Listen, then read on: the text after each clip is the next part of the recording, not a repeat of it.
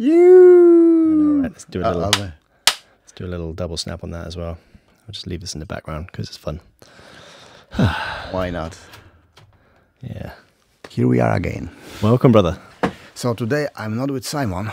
I'm with Emmy nominate Simon Norman. Yeah. Well, you know, there are many nominated Simons, and I am one of them now. Yeah, but you are the most important one for me.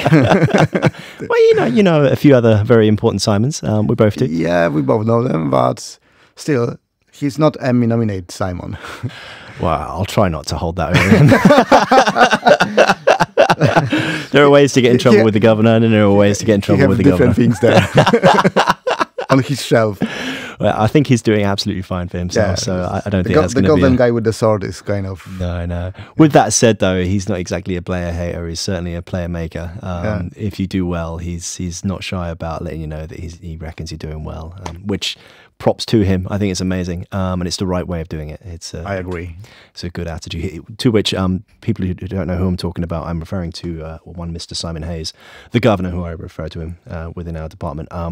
He's kind of helped cultivate a kind of mindset within the sound department, which is not really a case of holding secrets and keeping everyone at bay as your competitor, but more opening up talks between people within the department and make it more human friendly. It's human friendly, but it's also tradecraft and trade communication.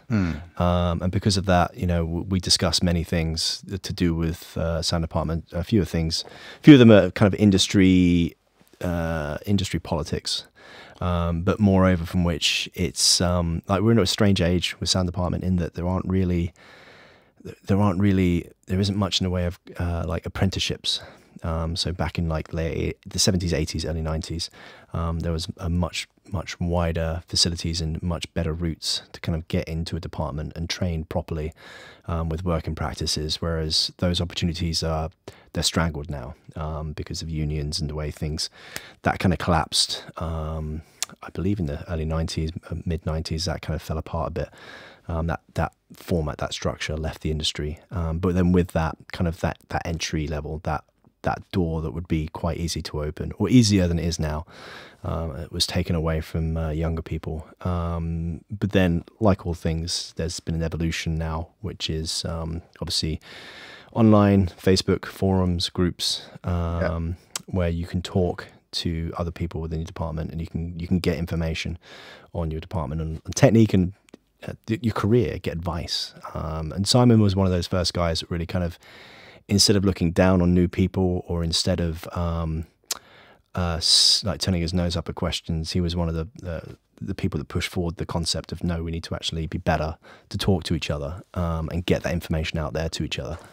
Which was a couple of Facebook forums for filmmakers, right. And the most pissing me off anytime someone posts something like, I've got this short script, which camera I should buy to make it. Oh yeah. And it's like, I understand that's for most of the guys there, it's funny, they can make jokes on it, but my advice is always, whatever you've got iPhone, do it on iPhone. It's good enough. But people start to make jokes on these guys, and if someone put a question like that, there are two only situations. One, he really don't know anything, and in this case, give him good advice. Two, he's just trolling. That is a thing, yeah. I tried to do the whole. When I came up in that newer generation, which was, I didn't have access to apprenticeships or trainee schemes, and when I found out about all of that stuff, I was way too long in the tooth. I remember applying for some, and they were just like, "You've been in this industry too long already. You know too much. You've gone too far. Like, we can't accept you." And the main benefit from that isn't necessarily about learning the technique. It's more just you learn how to build a network, and you get plugged into a network, like right at the bottom end, and that's where it kind of builds up. Whereas for a lot of people like me, you know, I've had to do that from scratch with nothing. I know the feeling. it's not very, very good. And like, that part of my career is now past. I can't go back, but if I could go back, I certainly would have happily become like a trainee or an apprentice, and gone right at the bottom. For many years, I was willing to do that as well. But it kind of just passed me by. And then there are benefits from that I've just never been able to reap the rewards of. But in lieu of that, it doesn't necessarily take over from it, but it's kind of almost like a soft replacement to it. Instead of being able to get that opportunity, you can now contact the elders, as I would call them, people who've been in the industry for 20, 30 years, who have a lot of experience in many different situations. And you can say, like, does this mic work in this situation? Or this scenario happened on set where this person did this thing and it was really awkward. Like, how do you deal with it? And in a minute, a number of people have now got that kind of good working practice, or that good atmosphere where they'll actually impart their sage advice on it. It's like, I was in a similar situation 5 years ago, 10 years ago. And that's this what happened. works. Yeah. And because of that, like, there's now this wealth of information, and it's referenceable as well. Once you're in the groups, once you have access to that information, you can do a little search for different scenarios as well, which means you can go through and reread old posts, which is fantastic. I try to communicate and contribute where possible. Like, if I have a very specific question that I want to open up to people and get interpretations of, I'll do it partly to get the answer for myself, but I will also, a good 50% of it is, I think this is an interesting question. It's gonna cause some interesting discussion within my group, within the sound department. So I'll post it online, and I'll post it publicly, and then others will get the chance to read it, see the different answers, the different takes, the different looks that my colleagues and my peers will give it. And you get just a wider brain cell on it. We kind of refer to it as the brain trust, which is Brainstorm, yeah, kind of. Which is the hive mind, if you will. Actually, that's what we kind of call it. You lovingly refer to as hive mind, because we'll have a lot of us have very similar thoughts. There's 90% crossover on it, but there's always that one person that has like a really innovative idea. Yeah, that it kind of just cracks it open a bit, and you think, okay, well, you can look at it from that point of view. That's quite interesting, especially with new stuff that's coming. Like some of the older guys and girls, sometimes they won't necessarily acknowledge like a new piece of tech. They'll kind of write it off, but then within 2 years, that tech or that advancement Is everywhere. Yeah, it becomes a standard within our department, and that's something to keep an eye on. But then, I do that partly because I love it. It's fun. You like gadgets. Well, it's not really. I love gadgets, You do. Yeah, you but have if I go to a gadget shop, it's interesting for 10 minutes, but I'm not going to be like, oh my god. But it's not really. It's less about gadgets. It's more about the tools. Yeah. The tools that you can go deeper with a process. I've got the same problem with cameras. Hey, Like, I know almost every single camera on the market.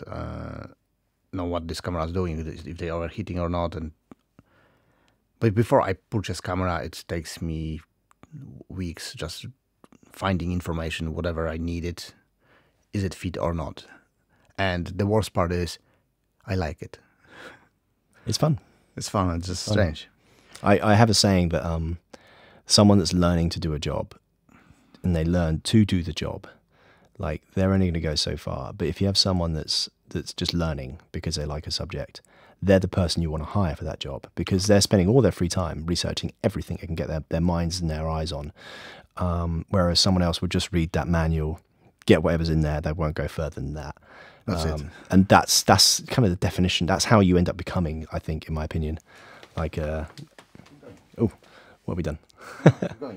Sun is changing, so I just Okay. If I still see you there. Get closer to the mic as well. Yes. Don't be shy, brother. Don't be shy. Let it. Don't be shy. It's got some. It's moving. It can fiddle with you. Don't worry. Anyway, where was I? Someone who's going to spend their free time looking at something and experimenting with it and researching it. They're the ones you want to hire to do that job.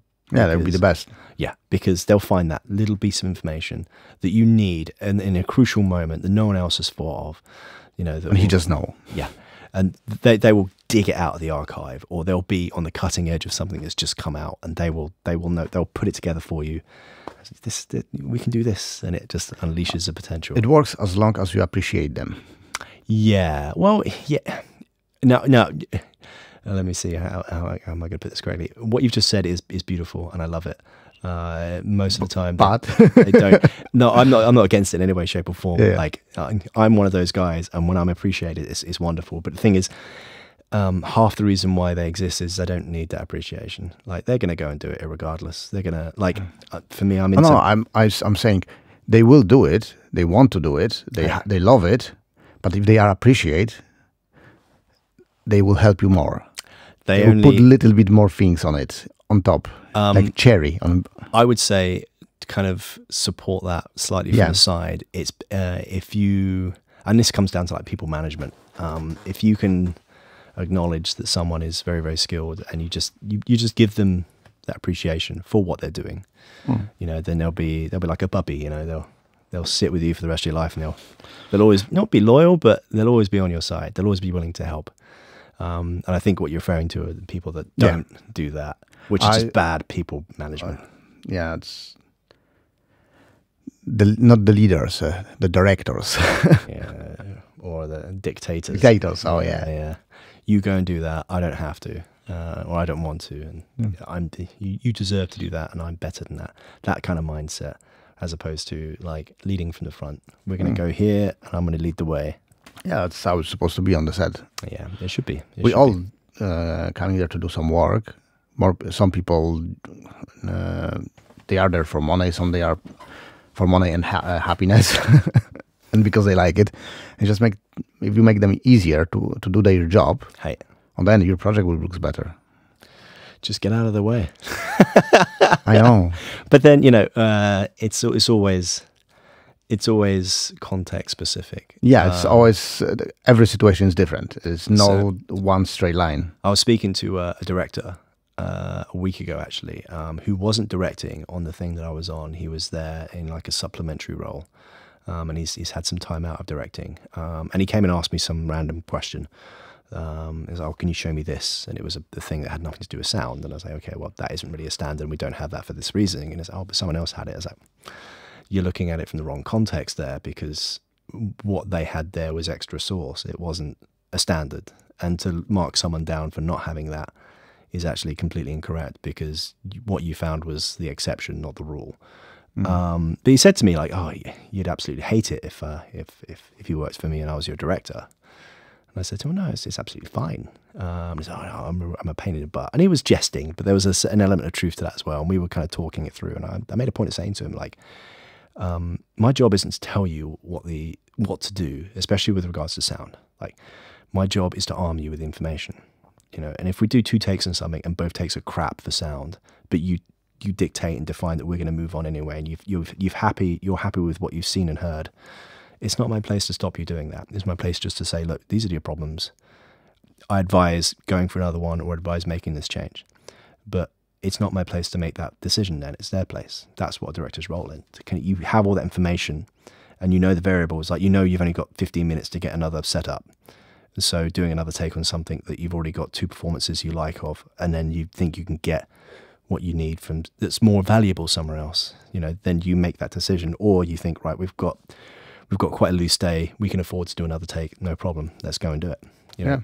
But it's not my place to dictate that to you. It's my place to kind of give you information. Yes, that's it. And I don't think, maybe he'd work with some people that were a bit more precious than me, but like when I'm doing my job, I'm very, very happy doing my job. And when I get to do my job well, I'm even happier. But I've done it long enough to know that, you know, you can't be a perfectionist on these things. You can only aim for the best. And then there's always something. Yeah, there's always something to get you, especially when you're out in the street, literally. You're winging it or you're not winging it, but there's so many variables and elements. It's not like being in a music studio where like you have one goal to make a beautiful recording of an instrument or a voice. Everything else is surplus. Like BTS, recording a video of it doesn't fucking matter. That all can get in the bin if need be. But you need to make sure you record that one performance for that record that's going to be perfect. But on film, that's not the case. You know, it's got to look good. Costume's got to be on point. Performance has got to be on point. Many variables. It's many, many variables. Although it is always annoying when it's just like, the shot's beautiful, but nothing else matters. And it's like, you're going to find out in post. If the sound is not match the shot, you have beautiful shot which one you cannot really use. It's not just the sound as well. If the continuity isn't there, if you've not paid attention to those details, so many details. Yeah, you're going to trip up, and it doesn't matter how beautifully framed that thing is. Like, but then inversely, as long as you go on one shot for whole scene, is good. Yeah, but inversely, obviously, though, you know, if everything else is on point, but the shot's shit, then everything else is shit. yeah, you know, but it's all. There's what's the saying? The raising tide raises all the boats. Yeah. And if there's low tide, then it doesn't matter how good your speedboat is. Yeah. All the boats are still in shallow waters. Oh my! So, what is the feeling to be Emmy nominated?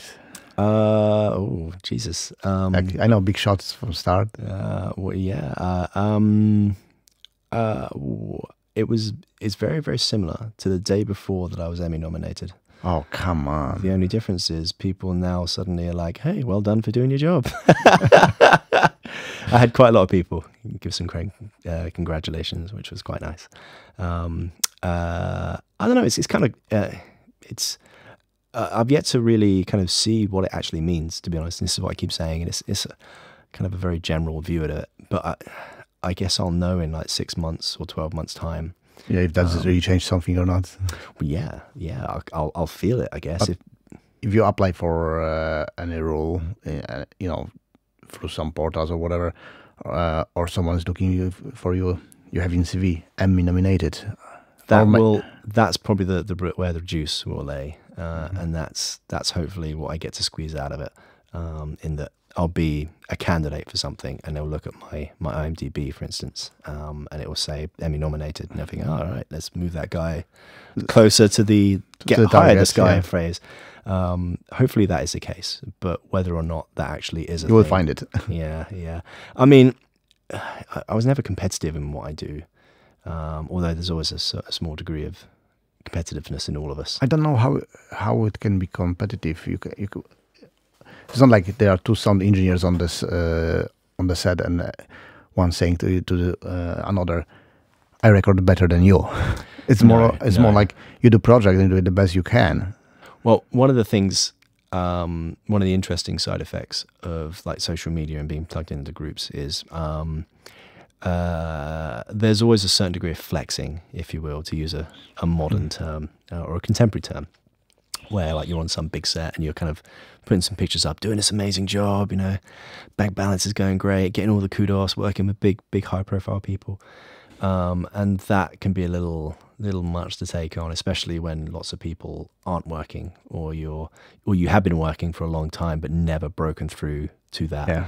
That kind of, it can come across a little bit like show-offy, which, you know, you've got that element of it, but I think for me the healthy element of it is it's advertisement for them as well.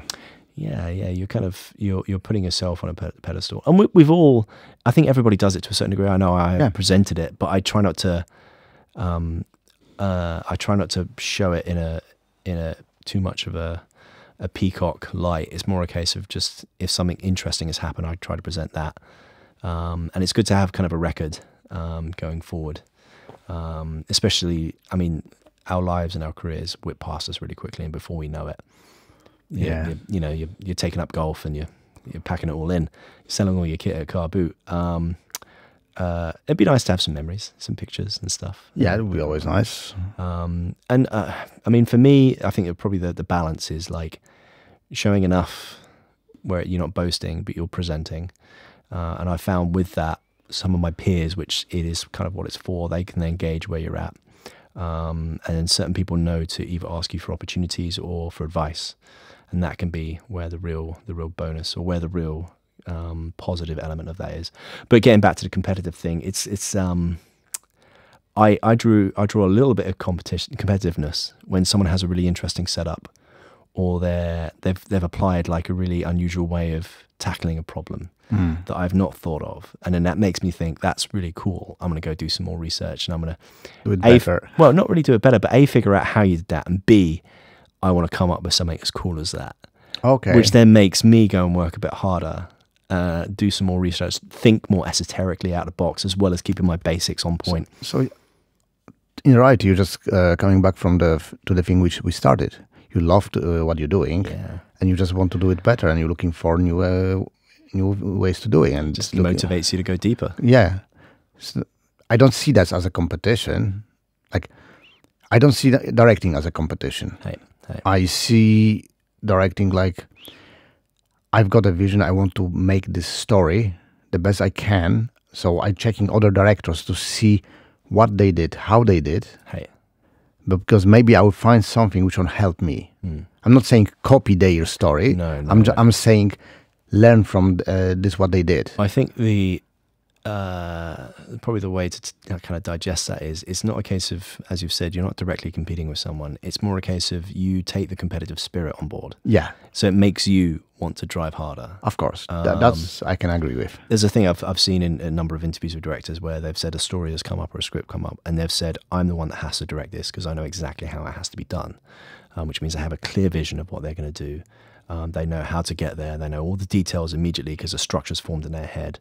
And that in itself, that would be a competitive element. But they're not competing with their other directors. Yeah, yes. But they have that fire under their ass. It's like, they just want to do it. Yeah, I'm the one that should do this. I've got 2 scripts like that. They're just waiting for opportunity. Yeah, we'll get you there. At the moment, there is one lady. She's like starting production, and she will want to do it of how to say it, crowdfunding. Okay. For Roy, and she have a website and portal, Meet Key People, and she put this project there, and she decided to managing it. Said, yeah, why not? If that works, I'm with you. If they if get not, then whatever. Get it in front of the right eyeballs. Yeah, and you can get to the starting line. Once it's in the starting line, that's when the real fun begins. But that's, I think that the biggest chance to be made have a tattoo, the second script, because the budget is smaller and it's an 80% movie is one place. That is very. That's very helpful. That is very. What's the term they use for it? It's not project designer. It's project value. No. I've forgotten the term. My apologies, World. No worries. It's I'm forgetting all the time. So production designer. That's very much that's it. Well, they're the ones that look at the big picture of how we can do this and what are the variables, and then start working out like all the thousands of questions that come into play on a film. The second reason why I think the tattoo would be first is because it had already 8 award winners in different script competitions and film festivals, which hopefully it will help. We don't know, but well, that's certainly going to give you pedigree, which is what will help it possibly like a nomination, help you get it over that line. But none of them is Emmy. That's. How did you find it? How did So there was like chauffeur with the envelope Sarah. No, I've yet to get any actual correspondence from the Emmys at all, which is it's just it would be nice to get some kind of letter, some kind of you have been nominated, this is real. When was it, like 3 or 4 weeks ago now? Yeah, a couple of weeks ago. I was doing some job, I think it was a reality TV job where we were doing many, many long hours, and I was doing quite a bit of traveling on it, like 3 or 4 hours a day. And it was like 11:30, I think it was. I just finished doing some tech prep, and then I had to get up at like 5 o'clock the next morning. So I had to, basically I went to use the restroom. And while on the restroom, I got the best place to find it. I got a really random message from a gentleman named Joshua from America.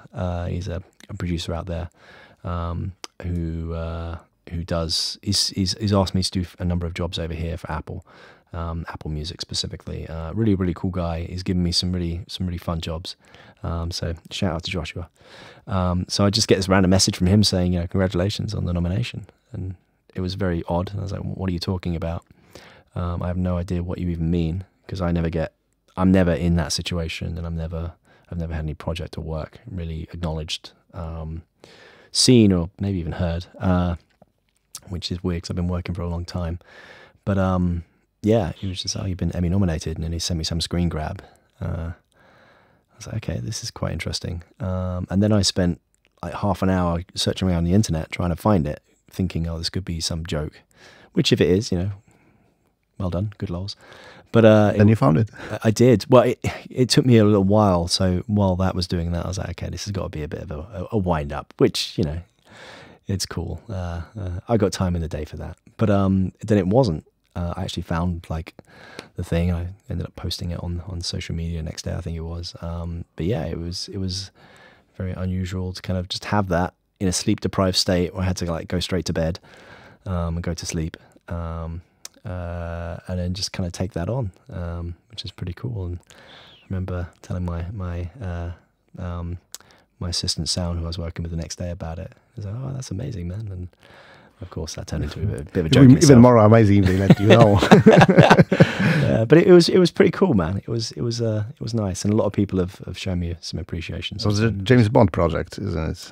Yeah. So it was The Sound of 007, which was a documentary that I did some interview recording for. To which it must be noted that I'm not the only person nominated for that project. There's 4 of us that got named nomination. I've forgotten the mixer's name, and there's another recordist that worked over here with us. Again, I apologize to him, I've forgotten his name. But the gentleman that put me on the job, Johnny Horn, is an old buddy of mine, an old peer. I think I was covering for him the day actually that we did that, and yeah, he's also nominated. So that nomination is spread between a number of us. So it's not mine, it's ours. I did like 4 or 5 interviews for it, and I think it was a couple of days afterwards I actually ended up watching the documentary itself, The Sound of 007, which is really, really cool. I very much recommend it. Where we can find it? It's currently on Amazon Prime. It is on Prime in the UK. I'm not sure about overseas. I think it was on Prime and overseas in America where the Emmys are based. But that was pretty cool, man, to actually have that. I'm gonna watch it, man. Give it a watch, man. I'll let you know what I think. I remember, oh God, so I was at Jiu-Jitsu with Wilson Jr. Yeah. I think I was sparring with someone, and Wilson being Wilson, I think maybe he gets a little bit bored sometimes. He's been doing jiu-jitsu for a long time. He just came up to me and just starts talking to me about the Sound of 007 really randomly. I said, hey, have you seen the documentary Sound of 007? You do the sound, right? Oh, mate, the music is incredible. While some guy is like in my guard trying to murder me. I was like, yeah, Wilson, I did the recording on that. I was like, oh, seriously? And so hands him a bit. I did that. Oh my God, it's incredible. And the guy's still trying to murder me while I'm having this full-blown conversation with Wilson about it. I had this experience with Wilson, so I know how it is. When he's coming, someone tried to struggle, choke you or something. And Wilson, he didn't tap, keep going, he didn't tap. And people who don't know Wilson, they don't know he's joking. That's the problem. Well, the good comedy always has a thread of truth in it. And Wilson certainly has a taste for pain, if you will, or at least he's a good pain chef. Yes, he can serve it quite well. But why is never his pain? Maybe because he's huge and skilled. An incredible jiu-jitsu instructor, incredible jiu-jitsu practitioner, old school valetudo. If you can put it on him, then power to you. But I did spar with him, and did you have the experience? Yeah, it's embarrassing, isn't it? It is. He just does what he wants to. You just realize that you can do nothing. Yeah, there are levels to this game, as Daniel Cormier would say. Yeah. I spar 10 years, and then spar with Wilson, and I found still I know nothing. It's just different level. All the tricks you have, little nuances, it doesn't matter. No. On the end, he lay down on me and put pressure and just, balance like on the plane. Yep. I tap eventually from the pressure. Oh, man, it's humbling, isn't it? And then he said, Konrad, why are you tapping? I didn't attack you yet. Yeah. You give arm bars away just to get rid of him. Just like, please, just please do it. And no, I'm just stay here and make you suffer. Just going to hang out, let you figure it out. Oh, man. I believe they call that hidden jiu-jitsu. It's something that I've spent a lot of time kind of... it's probably actually the main aspect of my game now. one of our training partners recently kind of mentioned or floated the idea of me doing some teaching, which I've done in the past and I really enjoy. But I pondered the question again, like, what would I actually teach? Because my jiu-jitsu is so simple now, and it's so so basic, and there's so little of it, to be honest. I've thrown away like 80% of all the stuff I've ever learned, and it's just really basic stuff, mainly from side control. But it's more the concepts, and there are some jiu-jitsu gyms actually. There are some jiu-jitsu gyms actually that actually specialize in teaching just concepts only. They don't actually drill positions, or they don't drill submissions or sequences specifically. They just say, right, see if you can get your hips to their, see if you can get hip-to-hip contact, or hip-to-armpit contact, or see if you can get a top controlling position. And it's all these little, like we do with like guard pass drills, De La Riva drills and stuff like that. But the whole session is based around that. And apparently it's an incredibly quick way of learning jiu-jitsu. Drilling is important. Yeah. But rolling is so fun. Yeah. I think this is an interesting way of applying it. I don't know if it's the way, but I certainly think there's a lot of value in it, because one of the things they were talking about it was you can learn like an arm bar, but the thing is, learning how to crank an arm bar or get your knees in the right position, that's not really learning the arm bar. The most integral point of the arm bar is it's the trap, it's the entry to it. And you're better off getting your repetitions there, because finishing an armbar is quite simple. And it's the same with the choke, same with other variables. You know, doing the road work to get to that point is the main thing. What I found really helped my jiu-jitsu, except sparring with Wilson. That doesn't help my jiu-jitsu. My jiu-jitsu didn't help me this way. Oh man! I found that I very like light sparrings. Right. When you spar, but you let partner with some, of course, power in it, but not full power, to do techniques. So you make him harder to do with techniques, but you don't shot completely. I believe there's a dirty word there's a dirty term they associate with that: flow rolling. I was afraid you would say so. I think you're right though. What I found it is, because that's the time when you can try new things, you can put new setups, and you can have this feeling that you have to go through some, power against, and you succeed one, second time, third time, fifth time, and then it starts to work better. Then someone can put more pressure, more strength on it. You're less precious about the transitions, and you're less precious about the losses within the movements of those exchanges. And because of that, you shoot them with a high degree of freedom. There's less tenuous stress as you do it. And again, because of that, it's almost like you then machine gun the technique versus just you taking one shot at it. If it goes wrong, then the whole game just collapses, and then you shell up mentally. You see it with the higher belts, and I think it comes with time, but you can certainly drill and build it. So like a good example, one of our black belts, Dougie, Carlson Gracie, Dr. Dougie, shout out to Dougie, kick-ass guy, man. Tiny guy, but he makes it, like when you roll with him, he feels humongous, which is all down to his form and structure. It's absolutely beautiful. His transitional jiu-jitsu is a thing of beauty. But I remember I was sparring with him once, and I was putting him in guard, and he was getting out of it and passing it, and I was getting him back in guard, and it's happened like 3 times, and each time I'm thinking, oh yeah, I've got my guard back. Like, I'm not winning obviously, but there's a progression there for me. I'm getting better, and then he passed my guard a 4th time, and then a 5th time, and every time is the exact same pass. And then it occurred to me, it's like, you're letting me get my guard back. Or you're letting me get just to pass it. just because you want to get reps in, not actually drilling, just reps within the spar, which is the highest level you can do it. And then the penny drops, and then immediately I felt just terrible. But first thing I did was pull him aside and say, what was that specific technique you were doing? That's become one of my go-to passes now. But also just being aware of, there are levels to this game, and then when you get some people that can just, they're that good that I don't mind.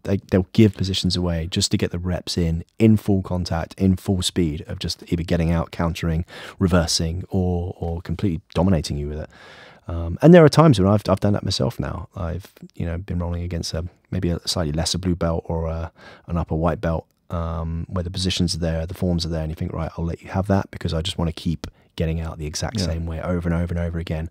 And with every permutation, like you get little bit from it, little details, the confidences that come from it, and that as they 1% every day. Yeah.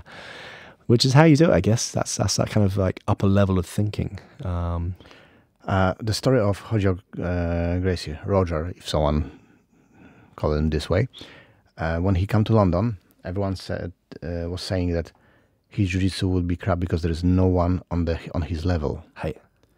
And he just took guys, blue belts, and it was just smash them again. Repeat. He polished everything, and he's good.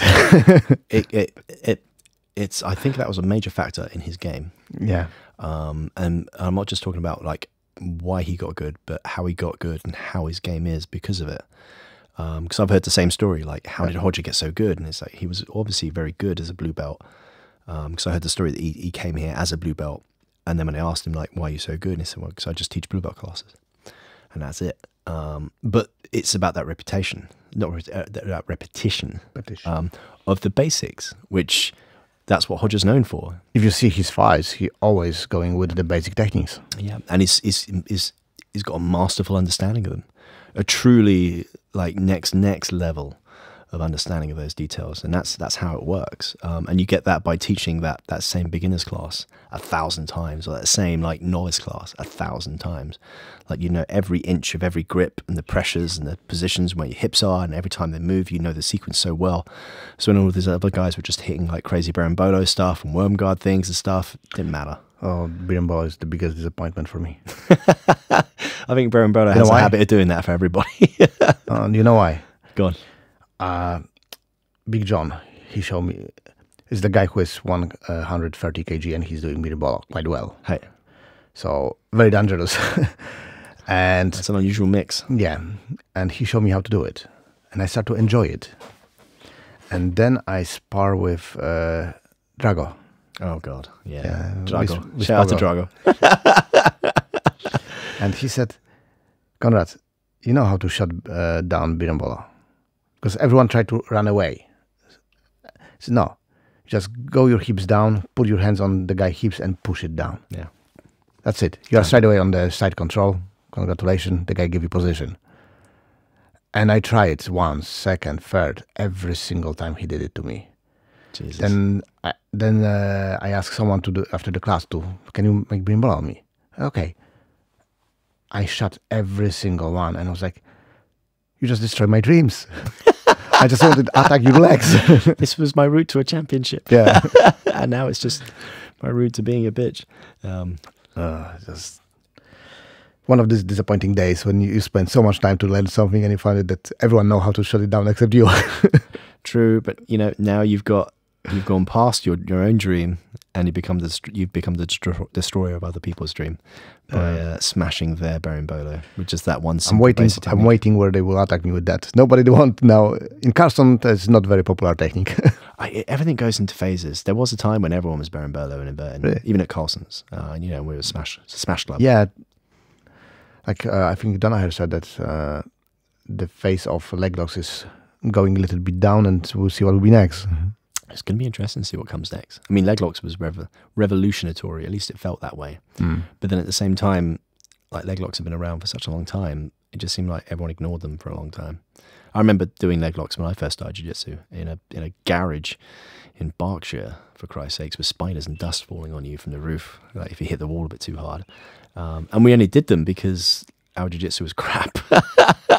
And getting a leg lock seemed like a very quick access way to attack. Yeah, and then we got into you get into spaghetti junction with it and stuff.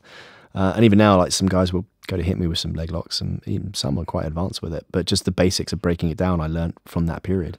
And I'll pin here, sit here, switch there, and they're like, "Oh, leg lock's gone." I said, "Well, that's because there was nothing on the first place." Well, you forgot those very specific things if you don't do correctly. If you're sloppy with, I'm just going to break it down. And you can see when they're doing it, I'm like, right, I'll just put my hand here for this grip. So when they get to step six doesn't exist anymore and it undoes step one for them.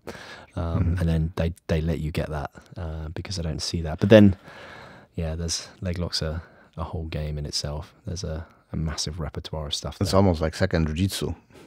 Yeah, that's a good way of putting it. But the irony is it's still just jiu-jitsu. Yes. And when you kind of look at it that way. Funny thing is happening to jiu-jitsu. If you think this way, we start from jiu-jitsu. Now it's like going like a tree. You have a no-gi, gi, and jiu-jitsu for MMA. Hey. And jiu-jitsu absorbs so much from wrestling, especially from wrestling and judo, that it's jiu-jitsu now is completely different than jiu-jitsu 20 years ago. Yeah. Where you can put boundary between jiu-jitsu and wrestling? No, you cannot really, because during jiu-jitsu and with the rules of jiu-jitsu, you still can do lots of wrestling. That is true. But the thing is, the rule sets steer towards one thing or the other. Yeah. And that's where you get those boundaries. For instance, when you have a wrestler going into just a pure jiu-jitsu rule set, and if they go up against someone with good jiu-jitsu, they end up getting stuck in guard and they end up giving a sweep away, usually from trying to just pressure with their arms, or they give an arm lock away because they just overcompensate. They try and put that pressure in. And wrestling pressure is a real thing. Yes, very much. Jiu-jitsu is as well, which is an interesting thing that no one talks about.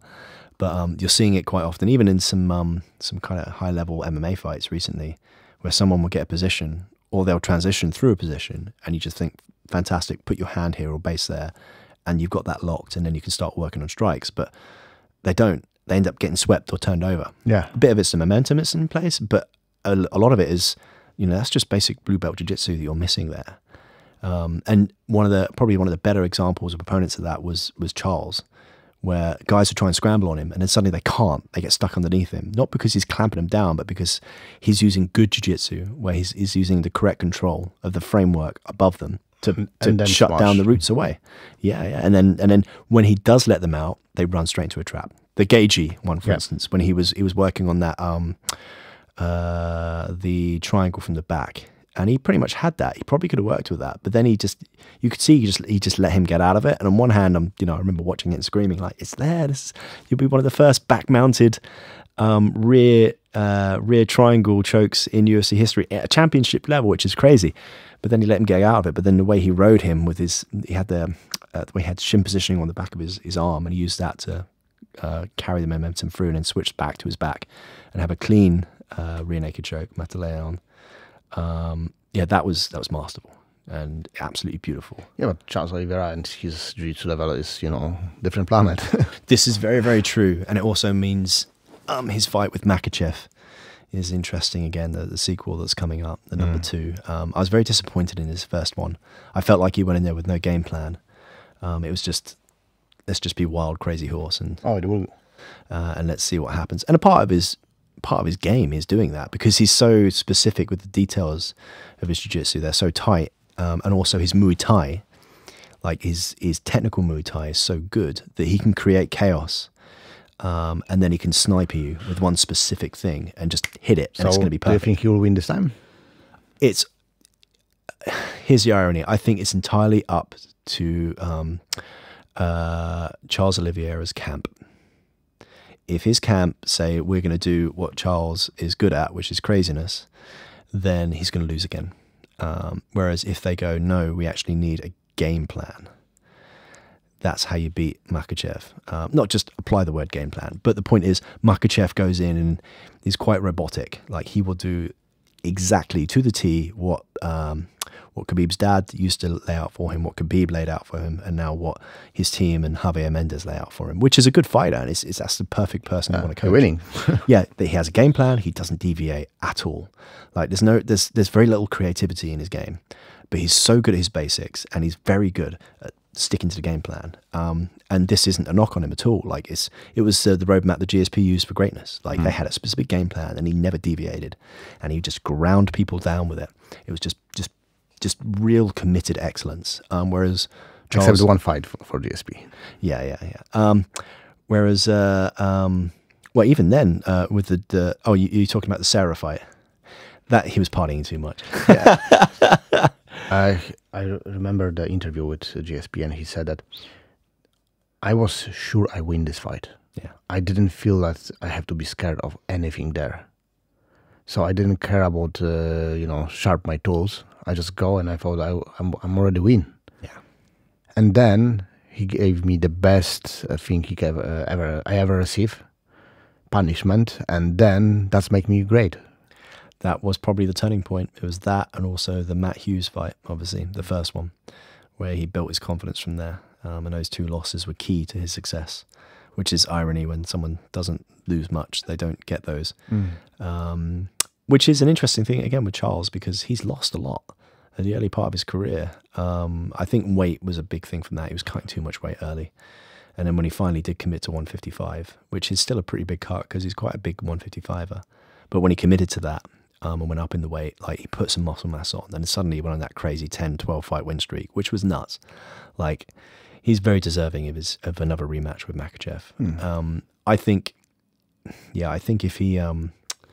if his team like really ingrained to him, we're going to give you a very specific strategy and you have to stick to it, like no craziness, then that's then going to put the onus on Makhachev to then open his game up and try and do something crazy or spazzy. And you can't do that with either Makhachev or Charles. Yeah, and Charles is usually the one to create that, put that pressure on and make chaos. And he's beautiful within it, but you can't do that with Makhachev because he's so refined and so disciplined. Yeah, so disciplined. That's a perfect word for it. He won't deviate. He'll just keep going with the game plan that's set out and just keep there until you fall into the trap. So if he can do that with Makhachev, I think with the stand-up, just stay strong on the jab. I would probably say maybe use the front leg teep that he uses, but use that sparingly. Stay long on the jab, low kicks, but mainly just jab, jab, jab, jab. Keep Makhachev on the outside. Makhachev's a good kickboxer, but he's then going to actually have to start opening up and trying to do something creative. And that's where that opening will come for a left hook for Charles. Is Charles southpaw again? No, he's orthodox, isn't he? Yeah, so yeah, it's going to be a left hook from Charles. I think that's going to be the opening. And then from there, he'll either finish him with strikes or that's where a submission will come. So what do you think about another clash of greatness? Jones versus Mijovic. I'm going to get a lot of heat for this, but I think Stipe he's chinny, and he's past his time. Technically, he's phenomenal. He's really, really good. His boxing and his counter wrestling, which he showed against Daniel Cormier in fights 2 and 3, was absolutely brilliant. Especially in the third fight, he looked phenomenal. But you don't have to touch him very hard to put him out. And we saw it with Ngannou. Yeah. As soon as Ngannou was patient and kept that distance, kind of Stipe, then he gets kind of restless and runs in and he'll run onto something. For any other heavyweight, that's a problem for Stipe. But what's interesting with Jones is Jones isn't a KO puncher. He's not a KO striker.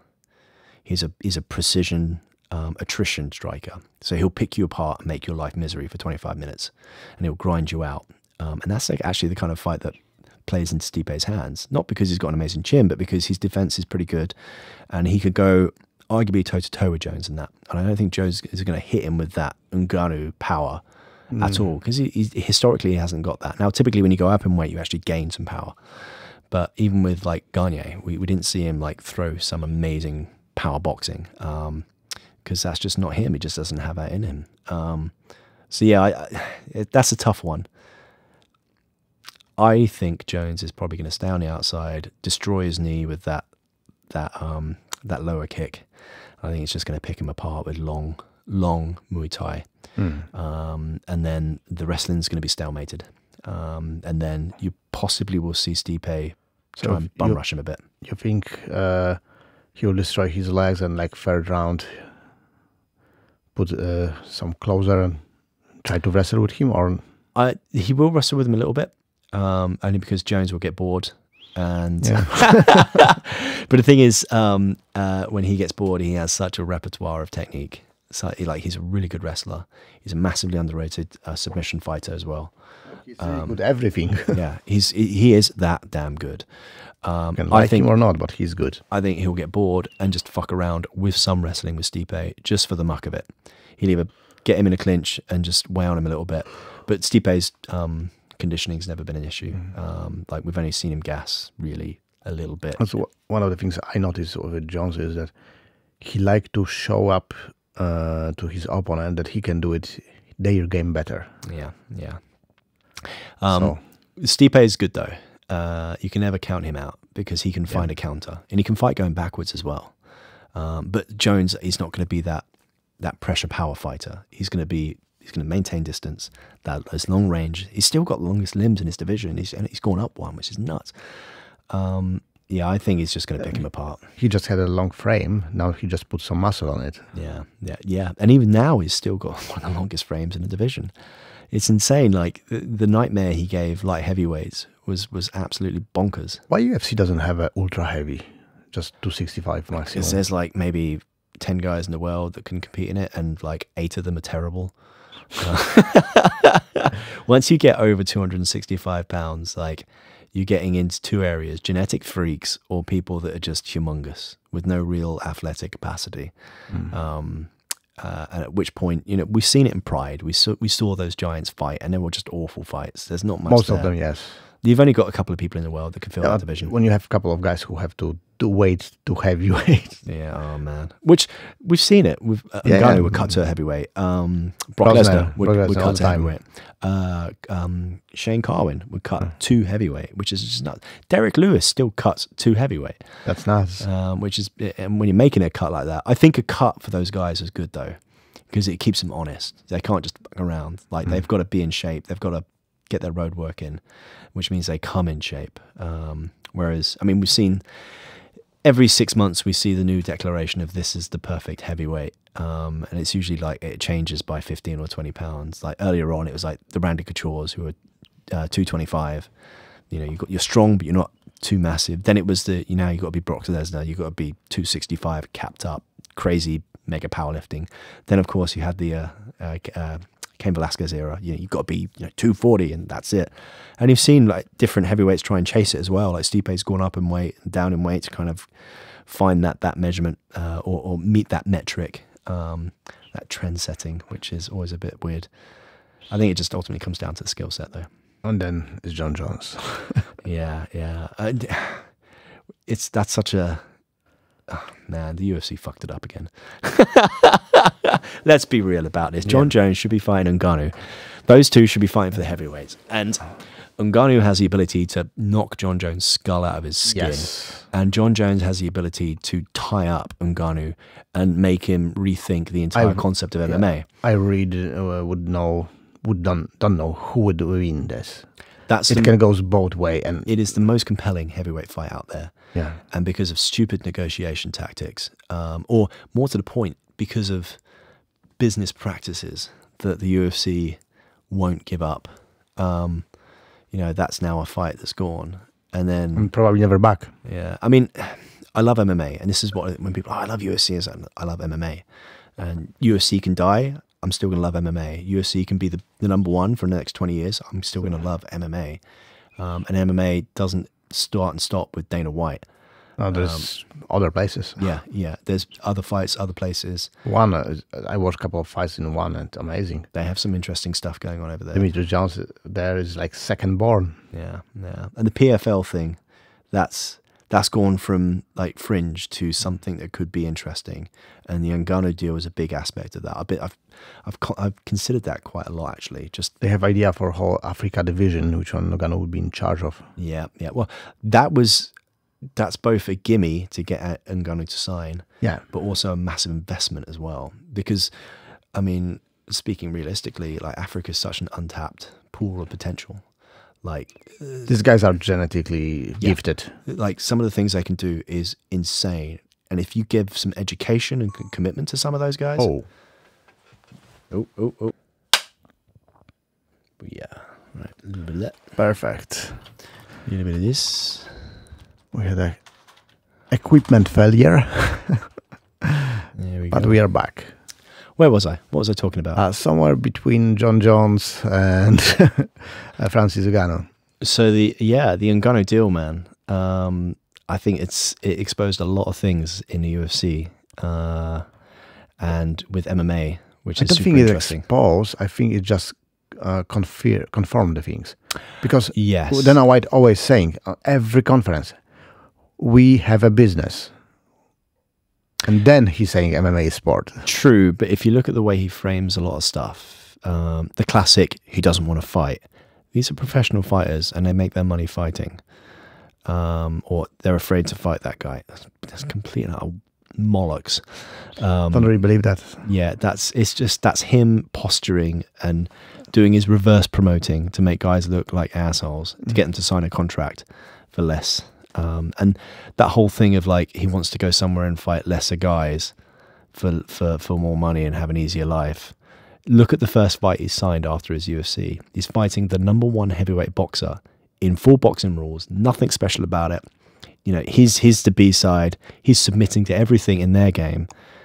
That's not an easy fight. He's going to get an ass whooping. I believe so. And that's someone who wants to fight lesser guys, who wants lesser challenges.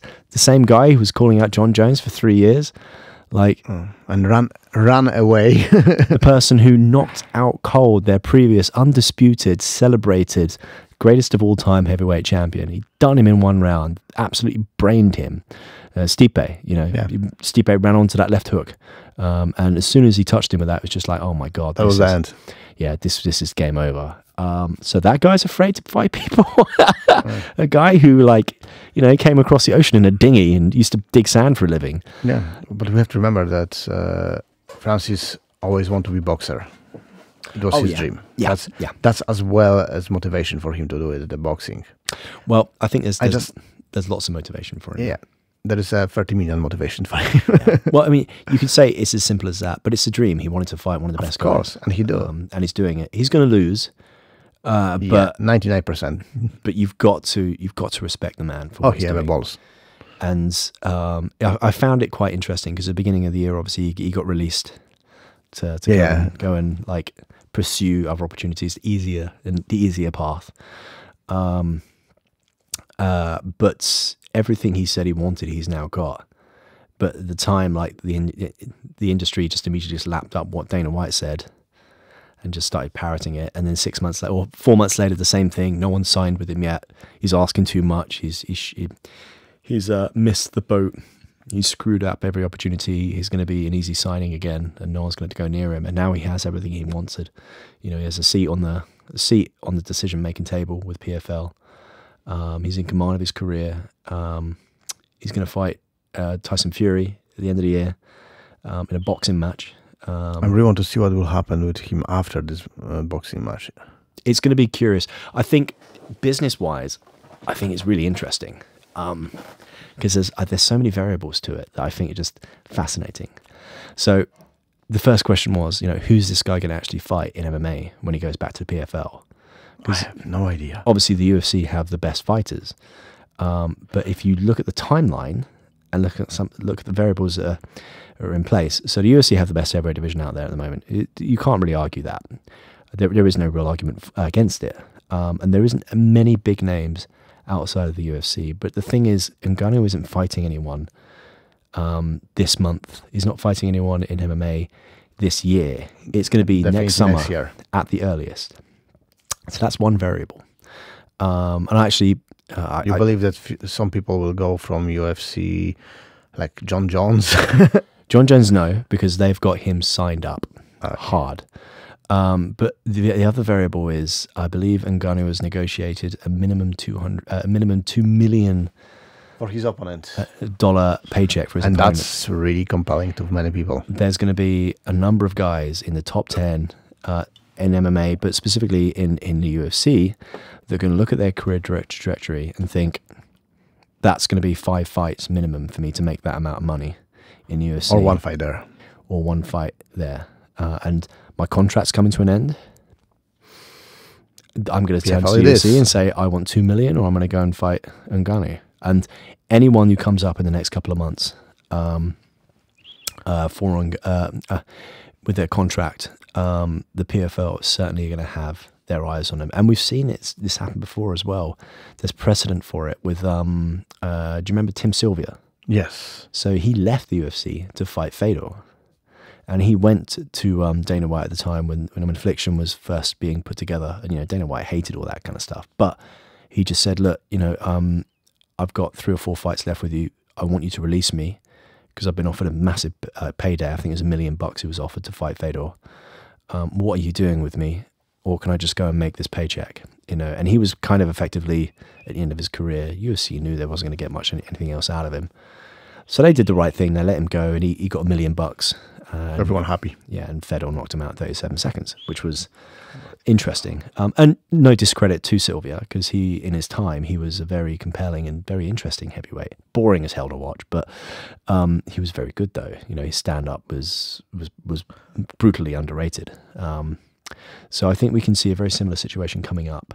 I think there's going to be, when Ngannou announced that, because usually you don't announce what you're getting paid, but when they announced that, they did that on purpose. Of course, I'm sure he thought about that. Whole PFL thought about that.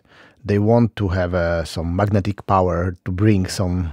Because realistically, if PFL were like playing hardball with anyone else bar Ngannou, like whoever the opponent's going to be, whether say if they tried to bring someone up through their leagues and they're like, you know, we'll pay you $60,000 and you get to fight Ngannou, he's going to be on like $5 to $10 million for the fight. They'll be like, there'll be people that take it, but yeah, but there will be no high level people to take it. They won't have anyone with a high profile. Yeah, there might be someone with high level but no profile, because they'll go through the tournament, but they won't have that big name value. Whereas how many people are the UFC paying $2 million for one fight for at the moment? Very, very, very few of them. Very few. And then there's going to, as I said, there's going to be a number of heavyweights that look at that and go, even if I leave the UFC, and only champions in the UFC except McGregor. yeah, that's the thing. Oh, McGregor, Jesus Christ, that's a mess. What's happened to McGregor these days? Well, he's meant to be fighting Chandler. Yeah. Apparently he's going to fight him next month, but then you have the USADA 6-month rule. Yes, which one he still didn't sign for. Yeah, which makes no sense. Every couple of days, McGregor pops up. So the fight can happen in 2 months' time or whatever. But never happened. The Brock Lesnar exemption rule, you know, that's never going to kick in again, because Brock Lesnar, they did it one time and they gave an exemption and Brock Lesnar screwed it up everybody. he told everyone over that. Yeah, like he popped for steroids because they let him get away with entering the USADA testing pool without 6 months of waiting. Like he did it with 1 month or something, and then when he had the UFC 200 fight with Mark Hunt, and then like the very next week he popped for loads of steroids, and it was just like, well, if he was in that pool for 6 months, that would have been found out and he wouldn't have been able to fight. Yeah, it's interesting that Conor hasn't entered the pool yet.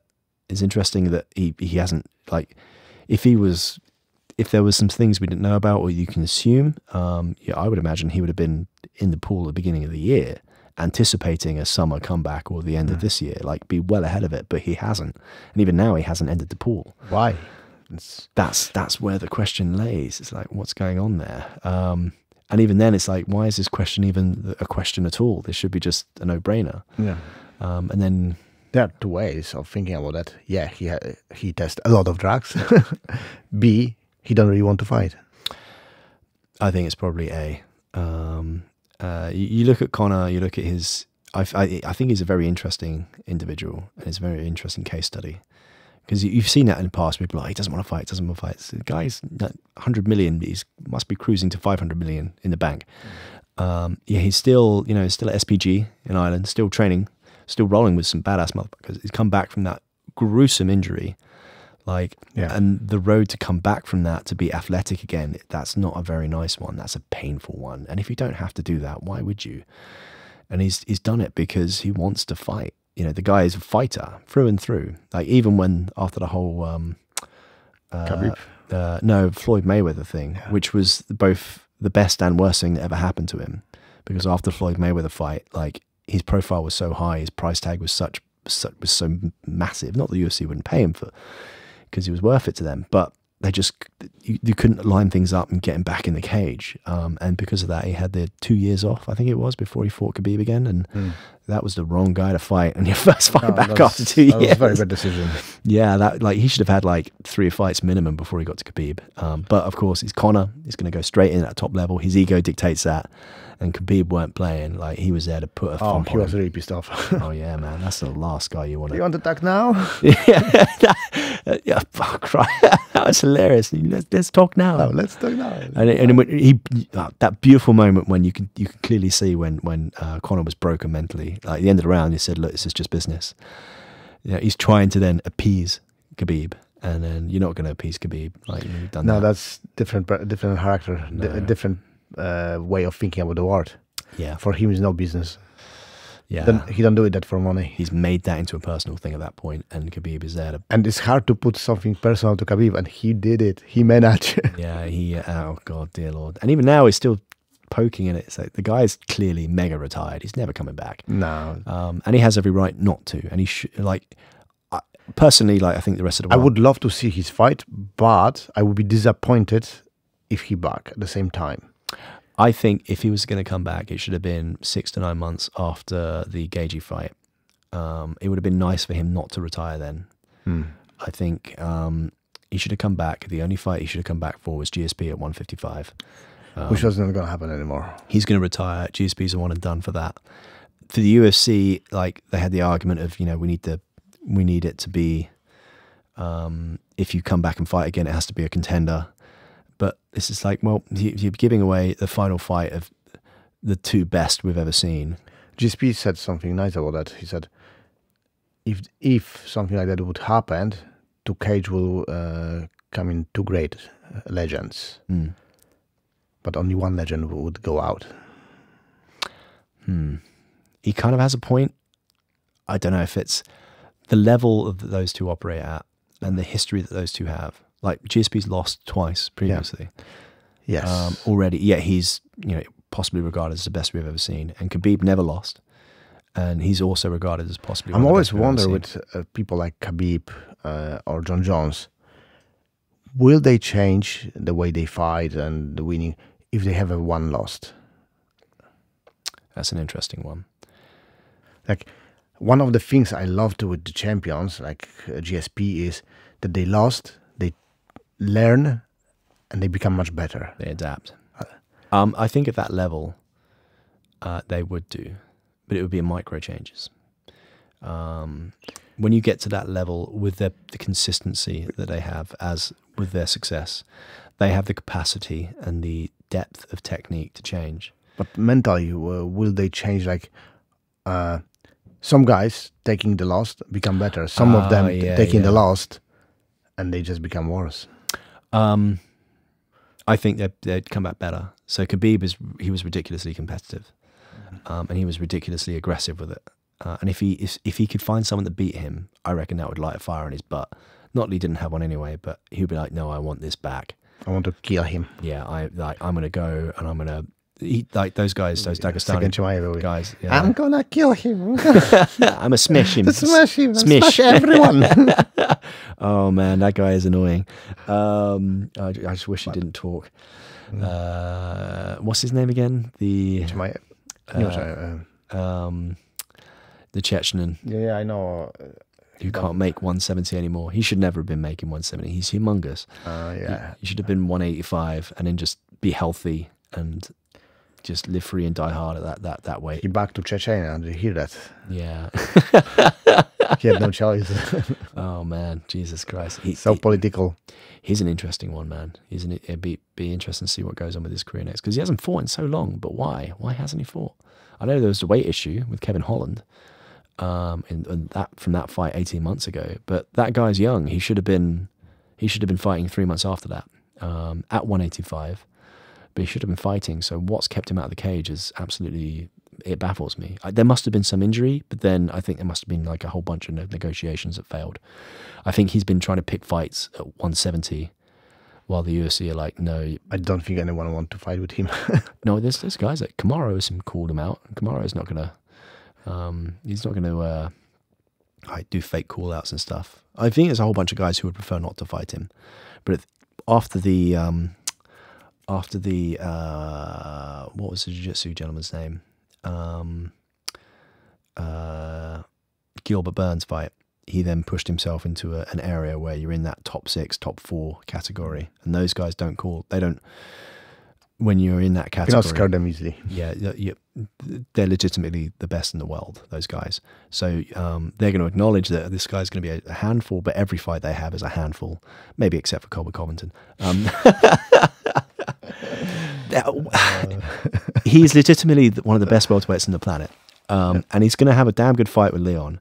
But it still baffles me that, like, the last time he fought was like 2.5 years ago now.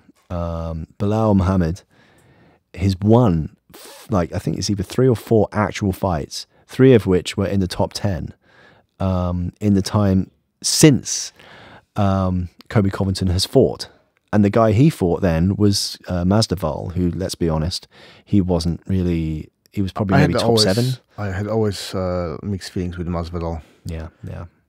He had his moments, but he never was for me like top dog in the division. Top. Yeah, it's not like we've seen Kamaru Usman's.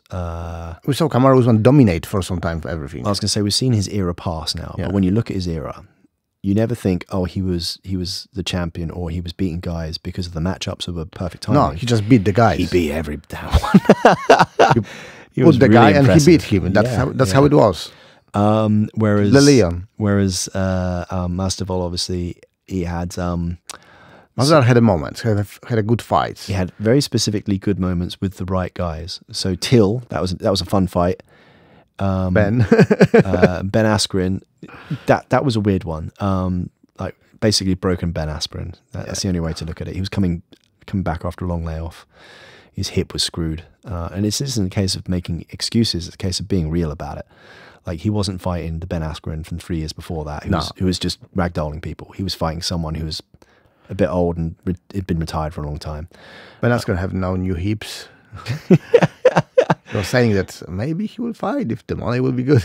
Well, he'd fight Masvidal again, and if he got hold of Masvidal, he would just, I think he would just drag him to the ground and smother him again. Definitely, he will not run with his head front to him anymore. Yeah.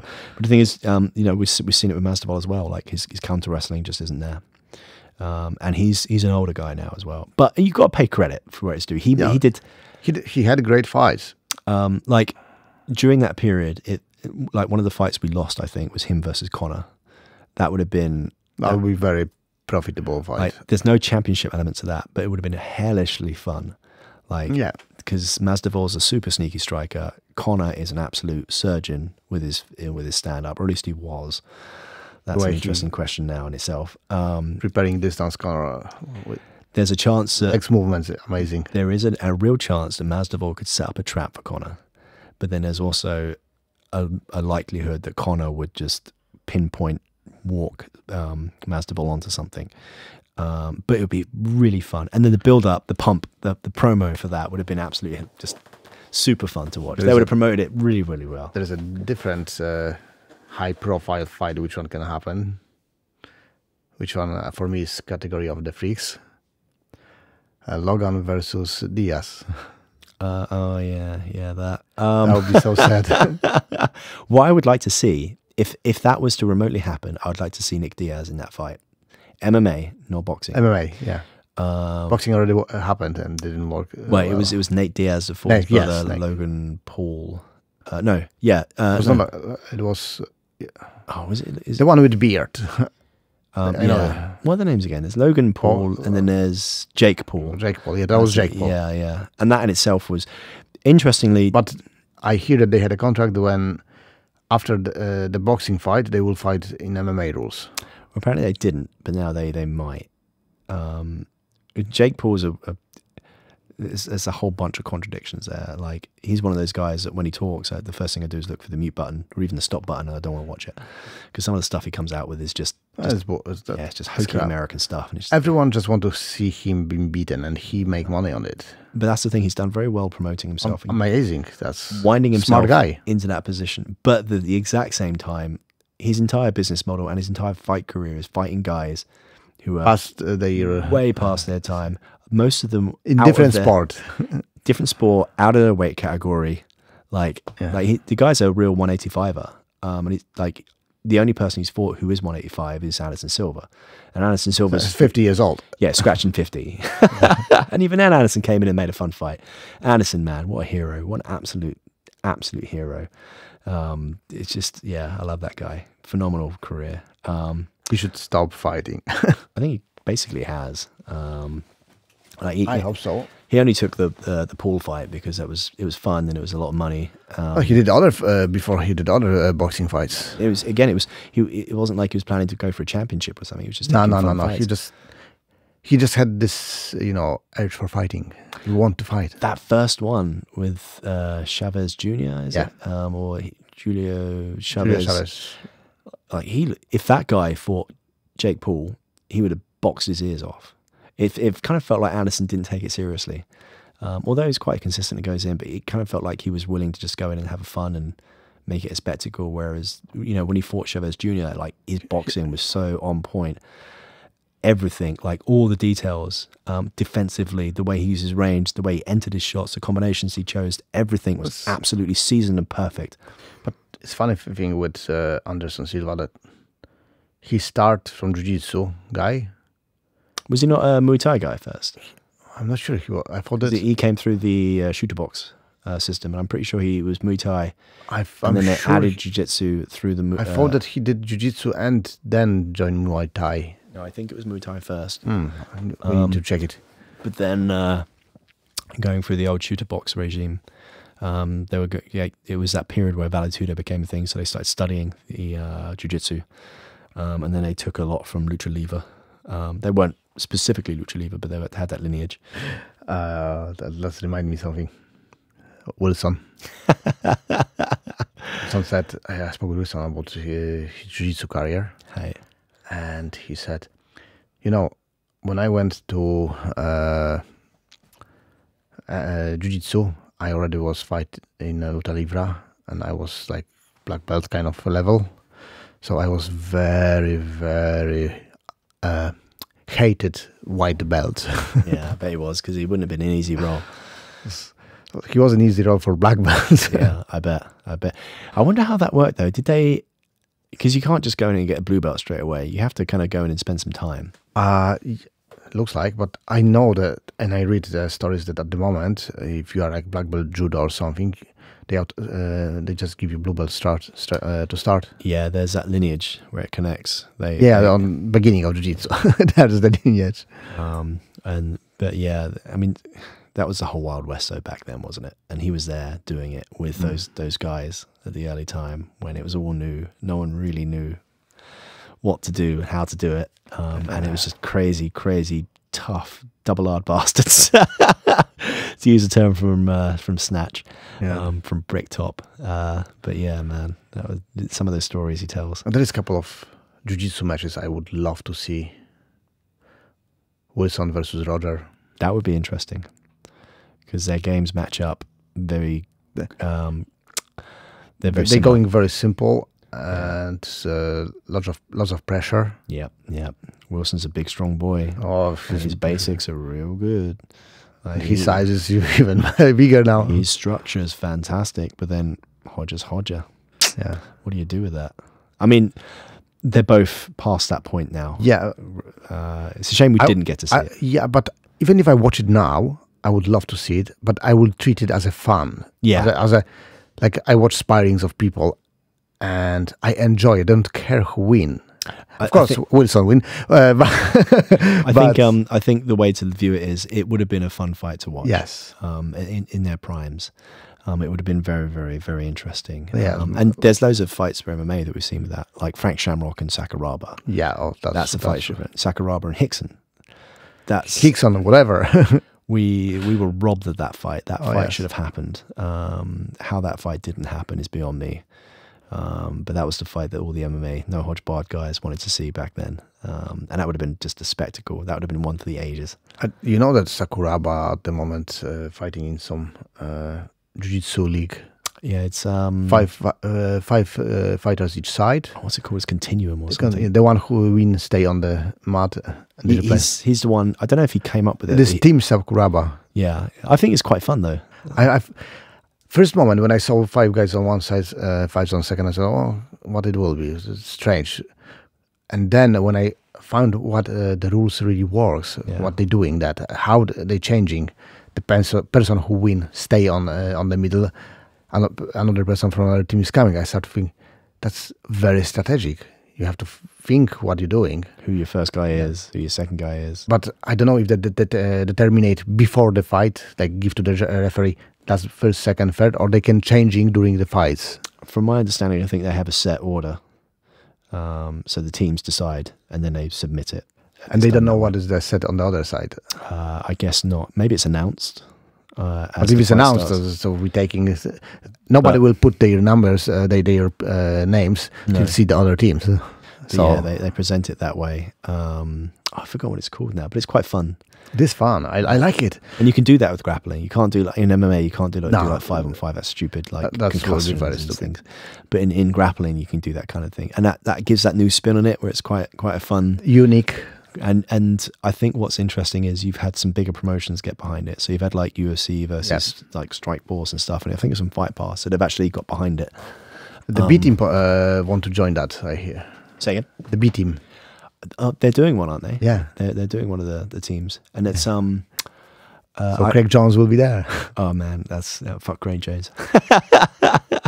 Man, it's weird to think that I believe he came second in the last ADCC, and like you watch videos of him now, and this wasn't like ADCC was a year ago, but you watch videos and he's rolling with some of these top guys, and he's just taking the mickey out of them. He make jokes and and then he just flips and turns. Maybe that's why he's good. That's the interest. That was so when the ADCC was on, I was watching those fights, those matches, and Craig shows he won his first round like with ease, very quickly with the violin armbar. It's a thing of beauty the way he captured it. But then it was that question of, when you're just sparring and playing around, you can be at that level. But when you're in the full competition and someone's going full beans, you kind of have to bring, you have to elevate your commitment to that. I think and. Jones's style didn't really mesh with that, but at the same time, it's like he really is that good. So he did have 5 on the UFC Pass last time, and he won. Who was it? Who was fighting? Crap! The guy who's supposed to fight. We need a young Jamie, like Joe Rogan podcast. He's gonna look it up for us. It'll be cool to have it. I know he's fighting Luke Rockhold. Or he's matching up with Luke Rockhold. But that's more fun, and I think he will win that one. Oh, he's going to win that for sure. But that's what's the guy? I hate forgetting the names.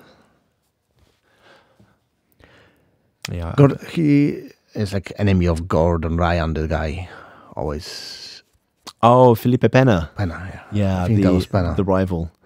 I think it was Felipe who he fought on the UFC Pass, and he won. Because Gordon was meant to have that match, wasn't he? And then Gordon had to pull out with his belly thing. And they took him, and he won. And he said, "So now I'm officially number 1."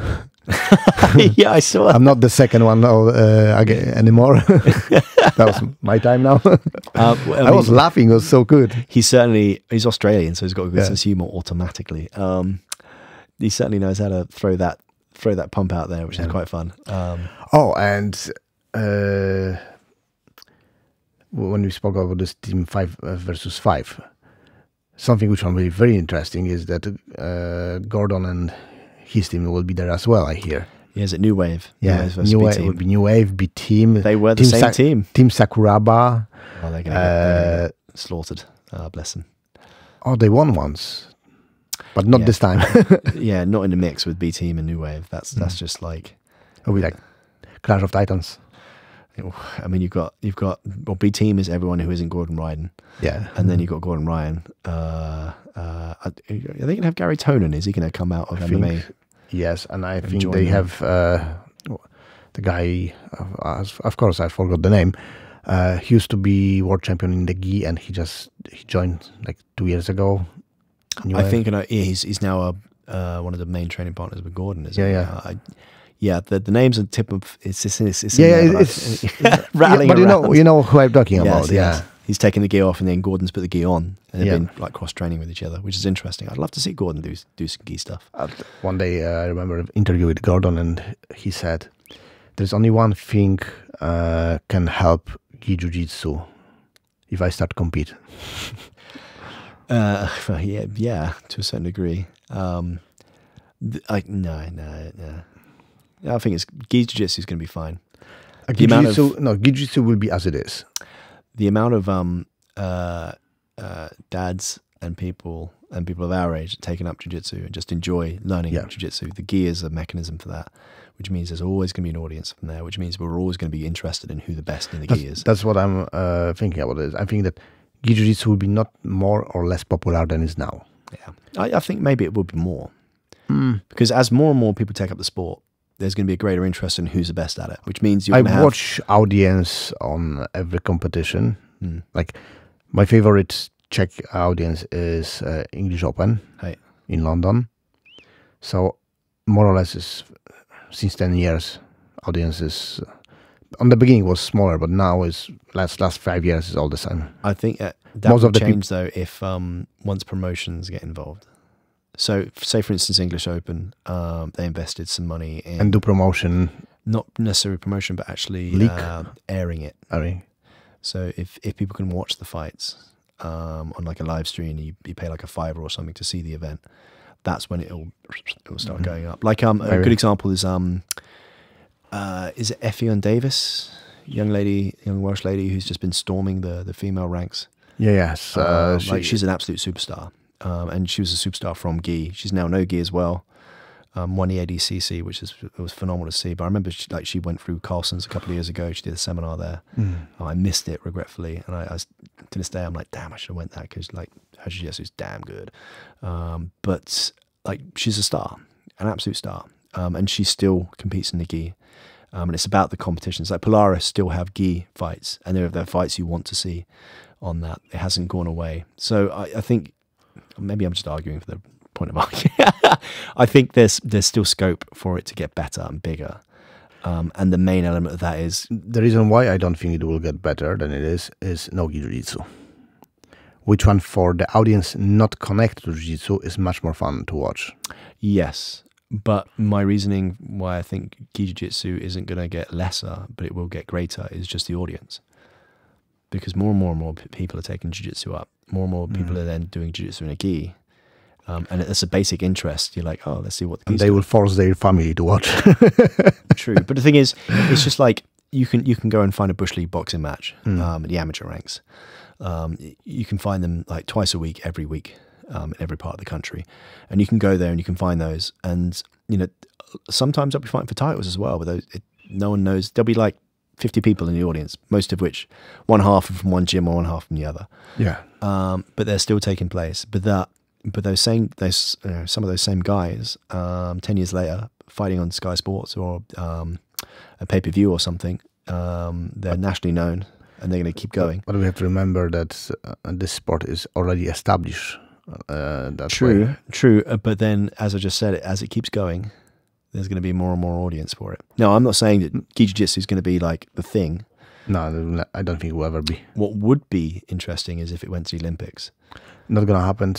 The reason why is watch what's happened to wrestling and judo. Hey.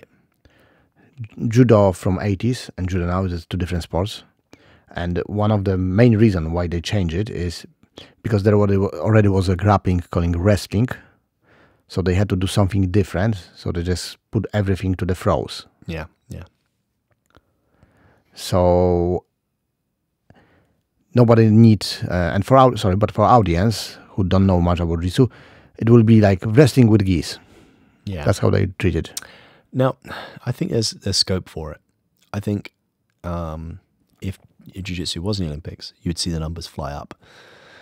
If that would be on the Olympic, of course, I think fly up. I think if I was an Olympic committee person building the Olympics each year, I would actually be trying to court jiu-jitsu. because they're going to get some damn good viewerships off the back of MMA and the success that's had. Yeah, but there's so many champions that have lineage in gi jiu-jitsu. You're going to get a lot more. If I would be on the Olympic committee and I was thinking, I need something which one will become popular, I would do no gi jiu-jitsu. True. You have stars which can promote it at the moment. But then the no-gi wouldn't necessarily fall in line with where it is. But I would imagine... You have Gordon Ryan, you have, Pena, you have... I would imagine Jack Johnson, plus the MMA fighters who can transition. But the thing is, getting that subset into the Olympics is going to be a bit more difficult. Whereas when you've got an organization like the IBJJF, yes, absorbing those into an Olympic thing, not necessarily they would give it up straight away, but it would you can take it on or get the stamp and immediately have the whole sport kind of locked in from that point.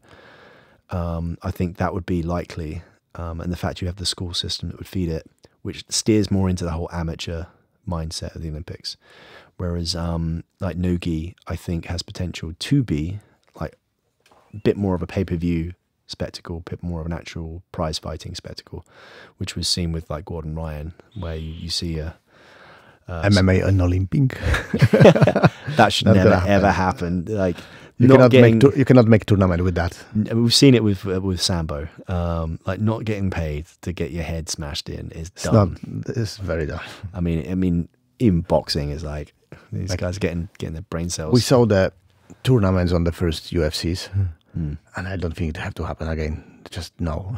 Yeah, man. Yeah, it'll be interesting will these things happen, but it won't ever happen because of the politics involved, especially in the Olympics. And another aspect of it is there's been a lot of self-governing in jiu-jitsu and in submission grappling because there isn't like an overruling Olympic board.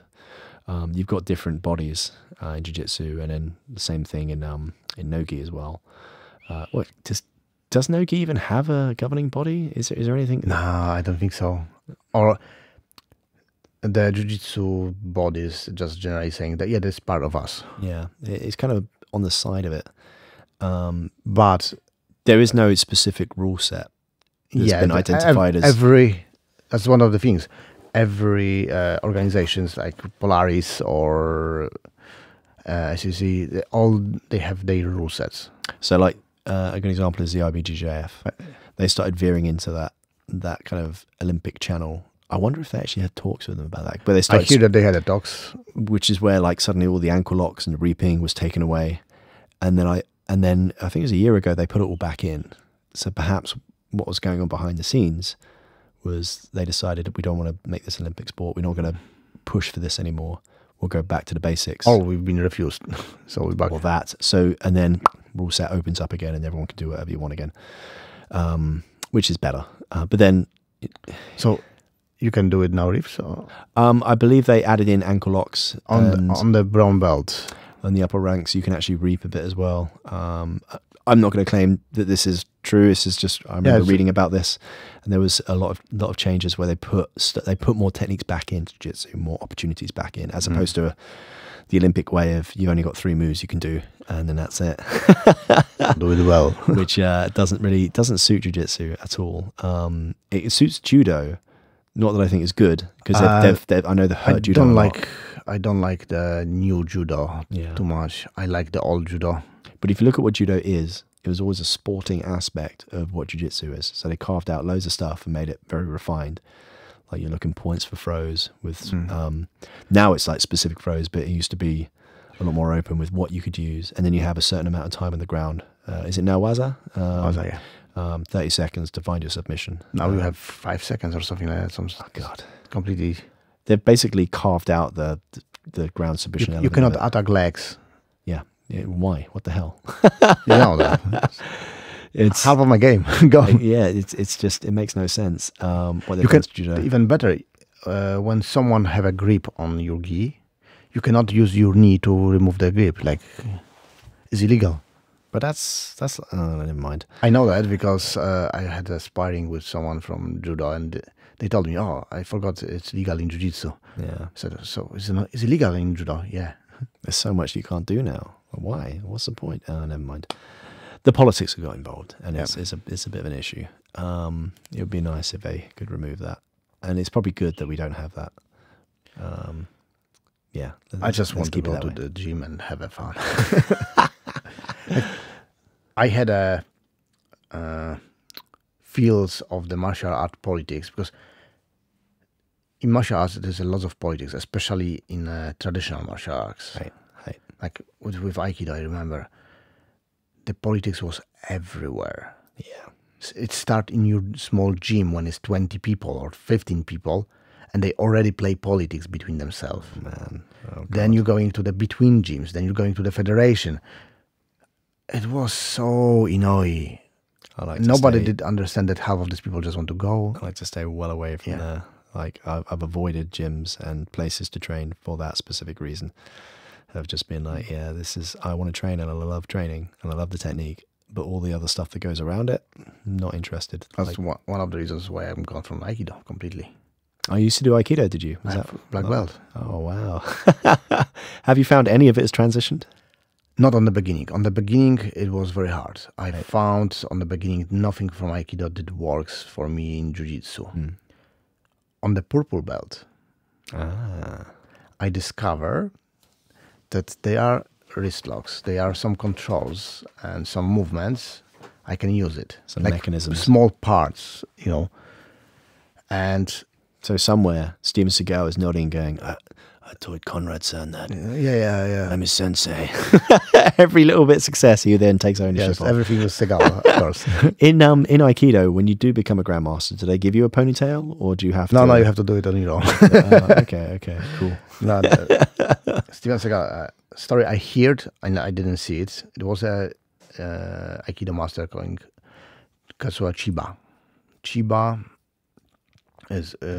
was head of the lineage I was doing Aikido. Right. And it was the guy who can fight. He had black belt in judo, karate. So he cross-trained and he had a good subset then. And he was, I was, because in Aikido you drill techniques, you don't really sparrings. I was drilling with him and I was always scared. Never, nothing bad happened to me ever. Right. But I had this feel of this guy want to kill me, which was good because most of the guys I did Aikido, I never had this feeling. And it's like Buddha feeling, very nice and scary thing. But I hear that Seagal went to meet him, and Seagal wanted to have a title of Shihan. In Aikido, when you are on the sixth dan, like 6th degree, right, you can have a title Shihan. So it's like separately to the dans. You've got Shihan on the 6th dan, and it's mean great master. And when Seagal came to the gym in America, because that's where Chiba had his dojo, Chiba said, "Excuse me, can someone remove rubbish from my gym?" Oh man, it's probably apt. It. The irony is, like, Seagal was a legit martial artist in his youth. In his youth, maybe, but not after. Now he's barely a legit human being. He created his own, planetary system. Oh god damn! Like, if I'm ever bored, one of my favorite things to do is stick on YouTube and watch reviews of modern Steven Seagal films, and just watch how they take the mickey out of it. Like, there are films where he's like sat in a chair the entire time, and they've shot all the coverage around him, and he doesn't get up. He just the 15 minutes is in the film, he's just sat in a chair, and then when they do the back coverage, it's someone else. Just sitting like that, and he put his aura of powerful man to this movie. No, just no. No, it's very bad. Sorry, it's just wrong. Just reeks of Russian investment. He's living in Dubai now. Yep. Oh, he came back to America. Working in film and being someone who does martial arts, like, you can just see the hokiness, the layers of hokiness. Oh yeah, it's like this is all just someone is washing their money through this project, because no one in their right mind would make this film. Oh dear. All his movies are. Another thing I hear or read, and there is no proof of that, but from his early movies, the mafia was sponsoring the movie, just all the money were going through that. That might be a thing. I mean, it's not uncommon for that kind of thing to take place. Even someone point that in some of his movies, the extras were people from crime organizations. That might be a thing. Just to show themselves. They probably made a good bit of money back then as well. They show picture and just circle of the head. This guy, and this guy are from these families. They probably made a good bit of money off that as well, because like late 80s, Seagal was he was one of those names, man. Him, Lundgren, and they don't Jean-Claude Van Damme. Yeah, they don't really lose money at the moment from that. No. They just exchange money. Yeah. They give you well, the mob never loses money. Other people do, but the mob don't. Depending on what, it doesn't matter what the situation is, but they're not going to be the ones that are lacking the dollars when that stuff goes down. You know what today's podcast made? You are the first person twice on this podcast. Hey. And I believe it will be another once with time. Oh, man. Yeah, I tend to talk quite a lot. I think we should wrap up for today. Well, I look forward to the next episode where I'll absolutely chew your ear off about whatever's next. It was funny because we start from the sound, going through the Emmy, through most of the podcast and MMA, and finish on Jiu-Jitsu. Sorry, on Seagal. Yeah, okay. Can we just squeeze in another subject just so we don't finish on Seagal? Yes, please. What you got? Me. You're going to make a film soon. We're talking about you possibly doing a short film. Tell us about it. Oh, yeah. So I start to write a script based on my feature script, which had lots of good reviews from the festivals and script competitions, like top reviews. And I'm gonna do it short from it, which hopefully will help me to make movie on the end. My answer is this: yes, sir. I'll be there. I know. Make sure it sounds good for you. I believe it will be Get amazing. these specific mics more than likely in the right place. I already love them. MKH50. I love this mic. There are many other mics, and there are a few that are on this level. But for me, I love this mic. I'm not going to argue over what's the best hypercardioid because everyone has a different opinion. But I think it's specific to the case. Yeah. So I did a thing on my forum, in my group in my community recently, where I decided I wanted to start putting out positive stuff. So I called it a mic shout out.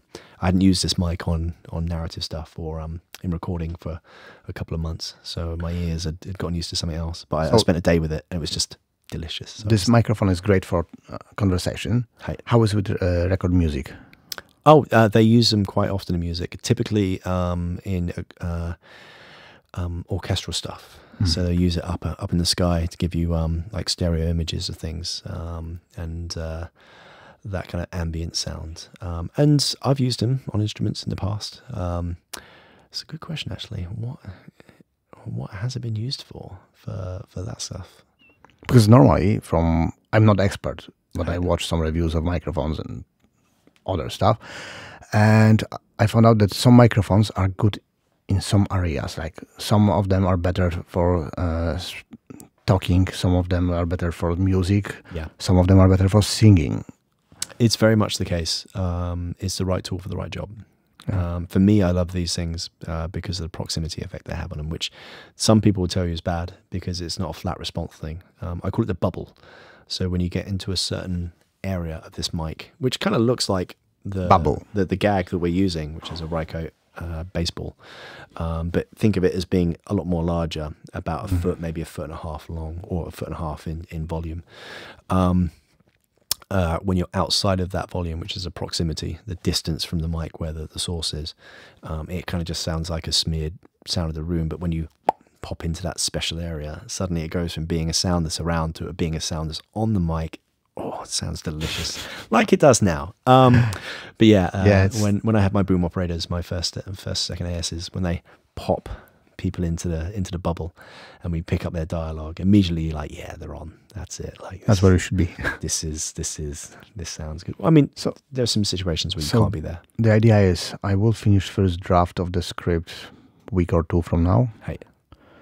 then I will ask few people to read it, because I believe that they will find some problems which one I will not find. Hey. Then they will tell me the problems, and I will judge it if it's, in my opinion, problem or not, and do it second draft or third, and then I will start to back to you and to Frank. Hello, Frank. What's up, dude? Yeah. And a couple of other guys, and try to, put little bit money to accommodate the good dinners for everyone. Well, let's see if we can find see if we can find the right people. I know we've got a few people in the gym that might be willing to donate some time. I know that. Which would be pretty cool. It'd be nice to work along with them as well. So, and if that will work, I hope it will be like first step to another movie, like proper. Let's remove the if. It will. We're gonna go. You're gonna get your script right. Then we're gonna go shoot it. It's gonna be excellent. You're gonna cut it. It's gonna sound great. We have edit. Look great. We have in gym. We've got some guy who are editors. That doesn't surprise me at all. I found it accidentally. We've got a few people actually. They can help out in multiple areas. Yeah. So yeah, it should be cool. I mean, it's almost a jiu-jitsu sponsored short. Yeah. But, so many filmmakers doing jiu-jitsu. Amazing. We'll get you to that. We'll get you to the starting line and then across the finish line, and then you'll have a showpiece to go along with it. And you can shop that around, and then hopefully we can get that into place. But you might also be doing you mentioned you might be doing some crowdfunding for a future. Oh yes, my second project, Roy. Hey. There is a lady who got her portal on which one she's doing crowdfunding. She already wanted to do it crowdfunding for this project. I really worked hard to help her. Something I'm gonna talk with you in a few seconds after we switch off the microphones. And hopefully it will work, because she believes in this project. Hey. And it's very hard to find people who believes in the projects. Well, and it takes one, and then that one convinces everybody else. Yeah, that's once it breaks. But yeah, hopefully you'll share when you get to that point. You'll put it out into the world, and we can talk about your crowdfunding for that. To be honest, we can talk about that. It's a website calling Meet Key People. Meet Key People. And I will probably put somewhere in some area there. There's going to be a link here, folks, up or down, or there, or there, or the usual place where you find links on screen. So I really hope it will work. The funny thing with this website or portal is that you've got their professional filmmakers, which one can be connected to the projects. So at the moment, I don't think how many people is on it, but she's promoting that here and in America, and I really hope it works. Well, me too, man. I trust and I have confidence that sooner or later, or somewhere in the middle, we'll be on set, and you'll be shouting at me, "I don't care about it, damn Dave. Konrad, remember the episode 9 of the podcast we did? And you said you were nice. I'm deleting it. You're fired. Bring in the next guy from Jiu-Jitsu to record it. We've only got one more Simon left, and he's busy. I assure you. You cannot record. you cannot record this with this kind of amber. Oh man, this light is just bad for dialogue. Watch Frank's eyes pop out of his head. No, well, I'm looking forward to us getting to that stage. Thanks, man. Who's brother? What's that? And we gone.